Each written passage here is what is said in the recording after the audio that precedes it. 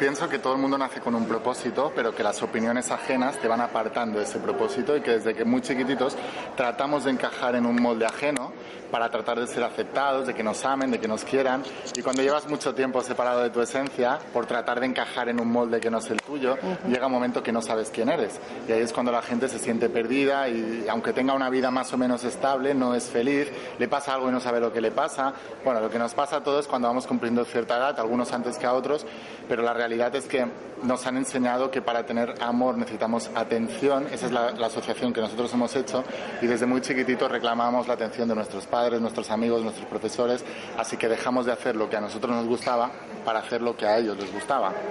Y en ese sentido me metí en el deporte de alto rendimiento un poco porque mis padres me pusieron a nadar con 6 años y bueno, uno ya se va viendo en una espiral y va creciendo y cuando se ha hecho muy grande de repente dices, ¿y ahora cómo salgo de aquí? Esto le pasa a muchas personas cuando tienen matrimonios que no les gustan, pero ya tienen hijos, tienen una hipoteca, tienen un montón de cosas y dices, ¿y cómo salgo de aquí ahora cuando ya me he metido en este follón, no? Bueno, pues yo leía metafísica con 12 años y con esa intención, cuando empecé a leer metafísica y a ver esos principios, el primer impulso que una persona tiene es ir a contárselo a todo el mundo.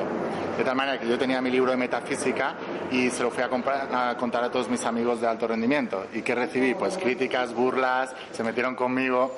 ¿Y qué hice? Pues lo que hace todo el mundo, callarse, metí el libro en la mochila y lo escondía y cuando estaba solo lo leía. Y entonces, pero mi sueño desde que empecé a leer todo eso era que quería ser escritor y ese era mi propósito, me encantaba. De hecho, ahora soy muy lector, leo entre 4 o 5 libros cada mes relacionados con estos temas, ¿no? Y la pregunta es ¿cómo llega un deportista a ser escritor? Hacer este cambio. Pues todo el mundo, cuando se ha separado de su propósito, se vuelve a meter en el propósito a través de una maldición disfrazada, que yo le llamo, que es la maldición que te abre puertas de bendición, pero es la misma maldición, el mismo desafío que la mayoría de las personas abandonan o se creen que es una señal del universo para no hacerlo o lo postergan o simplemente se van a hacer otra cosa porque es más fácil. Pero siempre explico que detrás de la resistencia está la bendición y en mi caso pues tuve varios puntos de mi vida que me llevaron a volverme mi sueño de ser escritor bestseller. Uno de ellos es que yo empecé a nadar a los 6 años, a los 11 años me despertaba ya a las 5:30 de la mañana y entrenaba desde las 6 de la mañana hasta las 8, luego me iba al colegio, luego salía del colegio al mediodía, me iba a hacer las pesas, el gimnasio, lo que fuera, y salía del colegio e iba otra vez a nadar por la tarde, así que entrenaba 3 veces al día, entre 12 y 15 kilómetros diarios, de lunes a sábado y a veces los domingos también.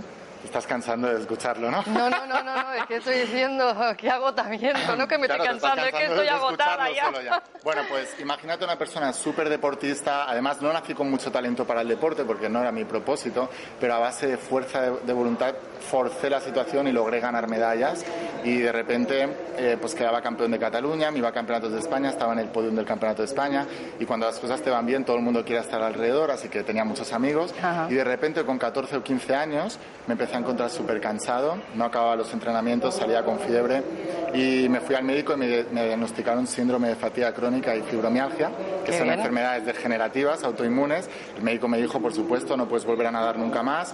Tenía el hígado muy inflamado, además, así que me dijo reposo absoluto. Total, que me tiré 6 meses en cama, perdí el curso escolar.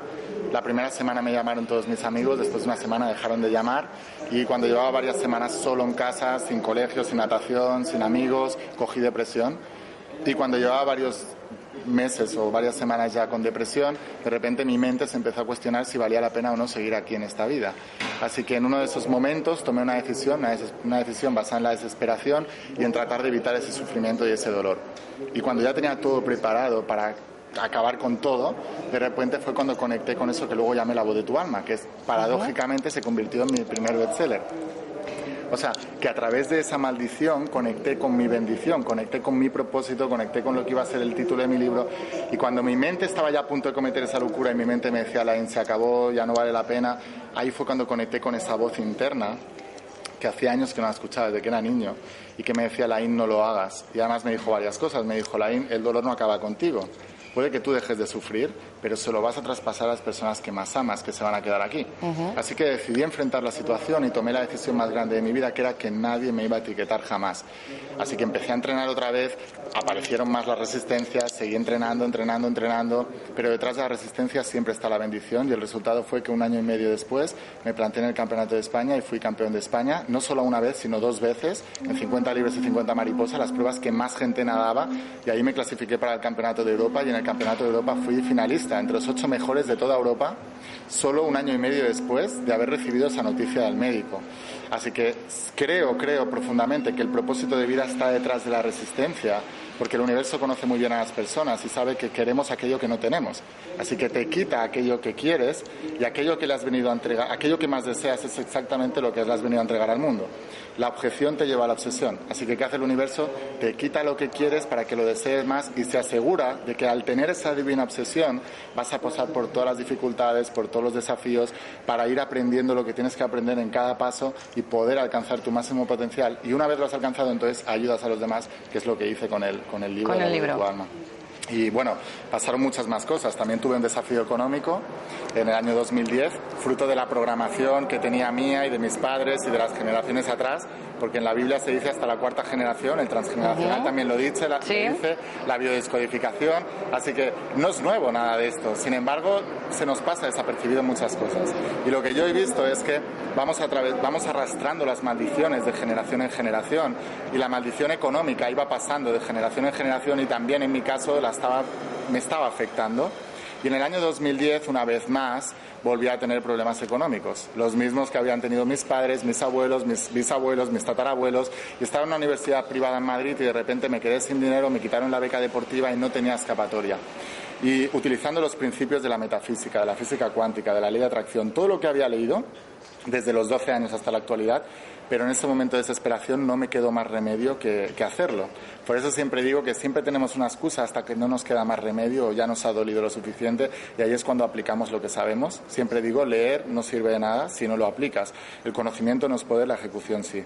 Como estaba desesperado y estaba ya harto de que me pasara siempre lo mismo, me puse a aplicar en serio esos principios, y el resultado fue que en menos de 3 meses pasé de 0 a 30.000 euros, me tocaron concursos de televisión, de 15.000 euros en Ana Rosa Quintana, en Telecinco, delante de toda España, mis amigos me vieron, todos los que me habían criticado, de repente me empezaron a llamar a ver qué es lo que había hecho diferente. Y bueno, ahí poco a poco fui configurando mi propósito, pero una vez más, detrás de un gran propósito hay una gran resistencia. Así que, a pesar de que en el año 2010 ya tenía herramientas para poder enseñar a la gente, y ese era mi primer impulso, era quiero ser escritor bestseller, pero necesito demostrar que estos principios funcionan en mí. Porque hay mucha gente que enseña cosas pero no lo han practicado, no tienen resultados. Una vez tenía los resultados, seguí postergando, porque eso es lo que hace la mente, te mete en la zona de confort. Así que desde el año 2010 hasta el año 2013 pasaron 3 años y iba postergando la escritura del libro, a pesar de que ya tenía el título en la cabeza, tenía la portada, había soñado con él millones de veces, sabía de qué iba a ir el libro y no lo escribía, hasta que en el año 2013 me llamó mi mejor amigo de toda la vida una noche y me dijo, Laín, me he acostado con tu pareja. Así que en ese momento, pues, esa noche no dormí. Me acuerdo que me desesperé. Mis padres me intentaban consolar y no tenía consuelo, pero al día siguiente ya me había dolido lo suficiente. Así que en el peor estado emocional, con la peor inspiración, con el peor estado físico, con los ojos hinchados, pero ya no tenía excusa. Y me puse a escribir lo que es La Voz de tu Alma hoy en día. Cuando acabé de escribir La Voz de tu Alma, ninguna editorial me lo quería editar. Para rematar. Y entonces, ¿qué hice? Pues sí, pues ya estaba harto de entregarle mi sueño al mundo y a las opiniones ajenas, así que dije, si tú no me lo editas, me lo edito yo. Y si no encuentro la manera, la creo, si no me la invento, pero este es mi propósito y ya me ha dolido lo suficiente. Total, que busqué la manera, la encontré, y el resultado es que detrás de la resistencia está la bendición. Solo 1 año después de publicar La Voz de tu Alma y ponerla en las redes sociales, ya se habían vendido más de 10.000 libros, más de 200.000 euros de facturación haciendo lo que amaba. Y hay una cosa que no te he contado, estaba en la universidad y me quedaban 7 asignaturas para acabar la carrera, pero lo dejé todo por dedicarme a la formación, a escribir libros, a falta de 7 asignaturas. Y fue la mejor decisión que tomé, a pesar de que todo mi entorno me criticó, me dijeron que me había vuelto loco, mis padres me dijeron que acabara, que por lo menos tendría un título. Pero cuando uno tiene un propósito, su entorno se va a revelar. Y hay una cosa que aprendí, para tener éxito vas a tener que desagradar a algunos, siendo éxito aquello que has venido a ser. Para mí no hay mayor éxito que estar en tu propósito. Y eso, por eso el camino del guerrero empieza por la soledad. ¿Cómo sacas tú la información que tienes en tus libros? Porque estamos hablando de La voz de tu alma y de Puertas de bendición, pero son 7 los que tienes ahora en total y además tienes otro ahí ya calentito que va a salir pronto. Cuéntanos un poquito primero los títulos de estos libros, de qué versan y cómo tú logras extraer esa información, de dónde te viene esa inspiración.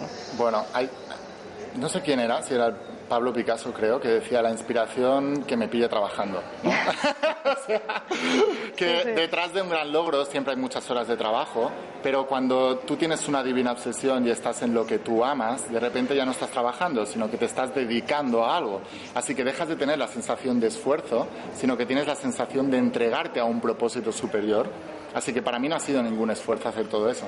Pero lo que sí que es cierto es que desde los 12 años hasta la actualidad me habré leído como 700 libros de crecimiento personal. O sea, leí todo lo que pude. Creé realmente una divina obsesión porque veía que Jesucristo decía que podíamos crear milagros, que Buda decía que éramos el resultado de nuestros pensamientos, que Confucio también decía lo mismo, que incluso Platón hablaba de 2 mundos, el mundo inteligible y el mundo legible, o el mundo de las ideas y el mundo material, y de que el mundo inteligible era una extensión que se extendía al mundo material. O sea, todos hablaban de lo mismo, pero no llegaba a entenderlo bien o no veía una parte práctica. Así que me obsesioné y empecé a leer todo lo que pude, libros, revistas, reportajes, me fui por todo el mundo viajando con los mejores mentores del mundo y siempre para seleccionar a la gente no buscaba ver cuánto costaba el curso, eso me daba igual, lo importante era qué resultados tenía esa persona, porque si esa persona tenía resultados reales que yo quería, hacía lo que fuera necesario y así lo hice, me fui a Las Vegas, me fui a Miami, me fui por toda Europa buscando los mentores que realmente tenían frutos, porque Jesús decía, por sus frutos los conoceréis. Ajá. Así que hice lo que fuera necesario y si no encontraba la manera la creaba y así poco a poco fui cambiando mi vibración de pensamiento, que tuve una base muy buena, que son más de 700 libros, no sé cuántos cursos hechos, pero cuando ya tienes la base, entras en una vibración de pensamiento que atrae pensamientos similares y de repente el puzzle se va desplegando y vas teniendo más ideas en la misma dirección en la que estás enfocado. Muy bien. Cuéntanos un poquito los títulos que tienes hasta ahora, sí. De qué trata un poquito así, aunque sea una pincelada, porque tenemos poquito tiempo, porque vale. Él tiene que dar también dentro de un ratito una conferencia. Bueno, básicamente, tengo la primera trilogía, que es La voz de tu alma, es una trilogía. En La voz de tu alma explico todos los principios de las leyes universales, o sea, cómo funciona. El mundo se comporta como un espejo dual. A un lado está la parte material o física y al otro lado está la parte cuántica o metafísica. Y es de lo que decía Platón, mundo de las ideas, mundo material, mundo inteligible, mundo sensible. O Jesucristo decía el reino y la parte material, ¿no? Uh-huh. Ahora, toda la parte material es un reflejo que se crea en la imagen, en el otro lado del espejo. Lo que explico en La voz de tu alma son los principios del espejo. Y luego, en Un milagro en 90 días, que es la segunda parte de la trilogía, explico cómo aplicar los principios del espejo. O sea, es una parte práctica. Y en el tercer libro se llama Tu propósito de vida, porque una vez conoces cómo funcionan las leyes universales, sabes aplicarlas con un milagro en 90 días, tienes que aplicar eso a un deseo propio, a un deseo de tu alma y no un deseo ajeno, porque éxito sin realización personal es igual a fracaso. Si tú aplicas todo eso y tienes éxito, si no estás en tu camino, sentirás que no valió la pena.